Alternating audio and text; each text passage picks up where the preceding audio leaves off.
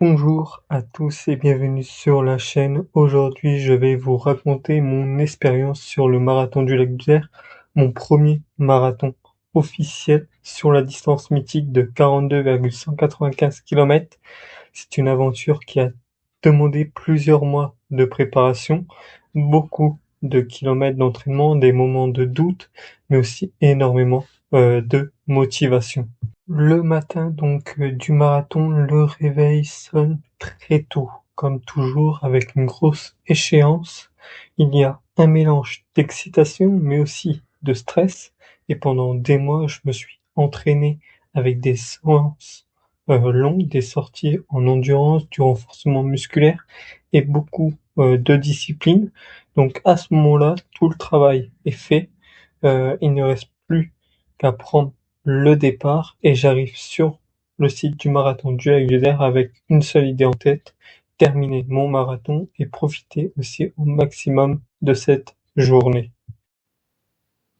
Bon, voilà, ça y est, enfin habillé, maillot, short, j'aurai plus que la paire de chaussettes à mettre et je vais vous montrer aussi mon numéro de dossard donc. Alors attendez, je vous le montre maintenant. Voilà, numéro 628, Nicolas, marathon du Lac d'Isère, incroyable. Donc voilà, maintenant il n'y a plus qu'à courir. Donc je suis prêt, un peu réveillé, il va être 5 heures là.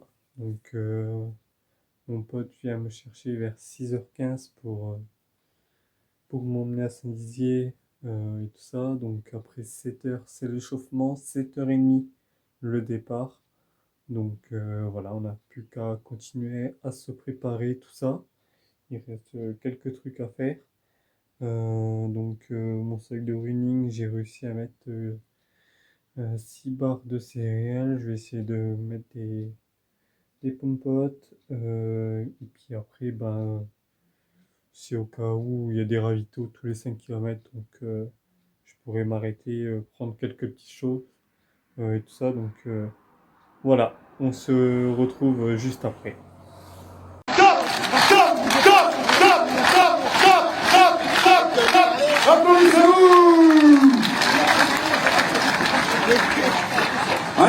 Et donc à 7h30, le départ est donné. Les premiers kilomètres passent plutôt facilement. Euh, la fête est bonne, les jambes répondent bien et je fais attention donc à ne pas partir trop vite.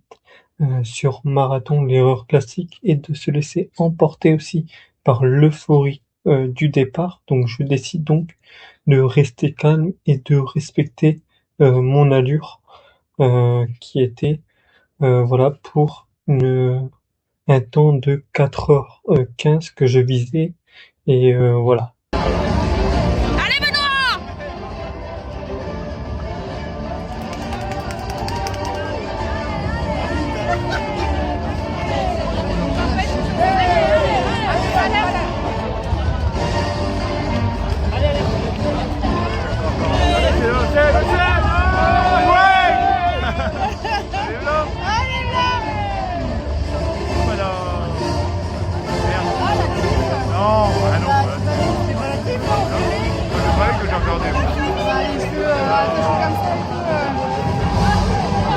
Je franchis donc le 10e kilomètre en 58 minutes et 46 secondes.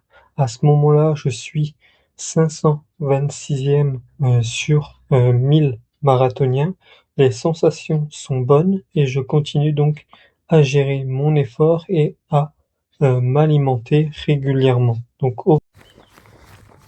salut tout le monde. Petit mot dans la vidéo, donc je suis à 17 km et demi, 1h40, donc j'arrive bientôt au 21e kilomètre. L'allure en vrai, je suis bien.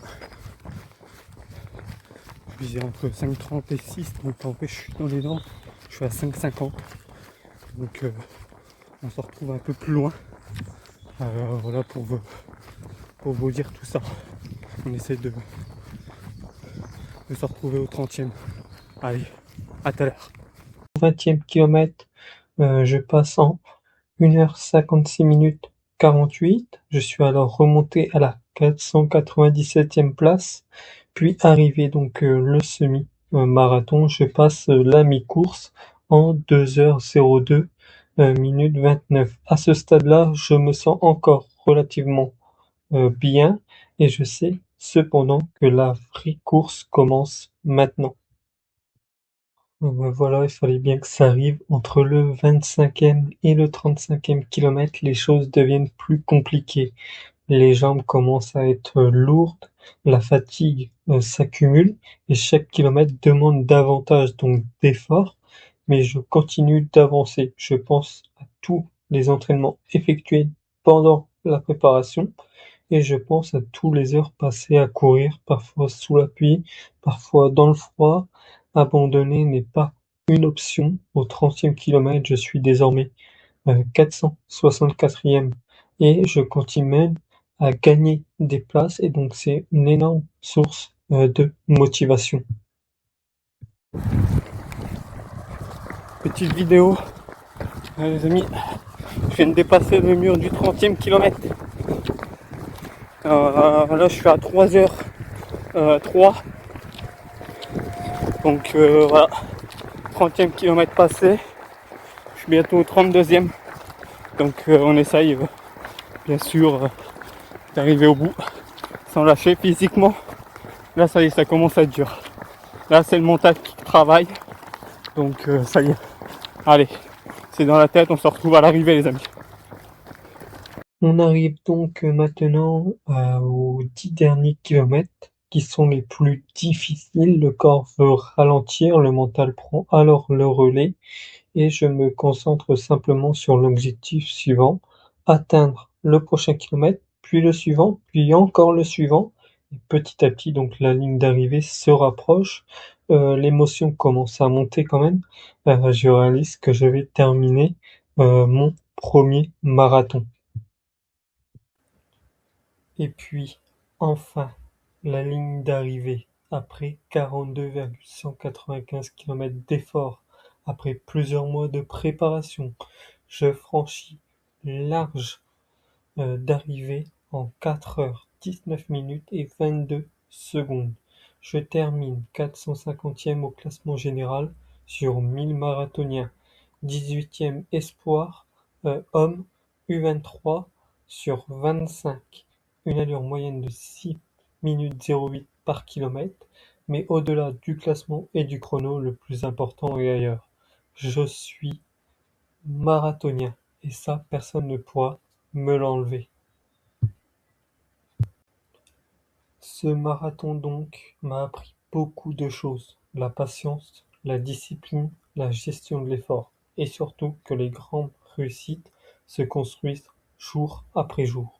J'ai également réussi à remonter 76 places entre le 10e kilomètre et l'arrivée, donc cela montre qu'une gestion intelligente de la course peut faire une énorme différence sur un marathon.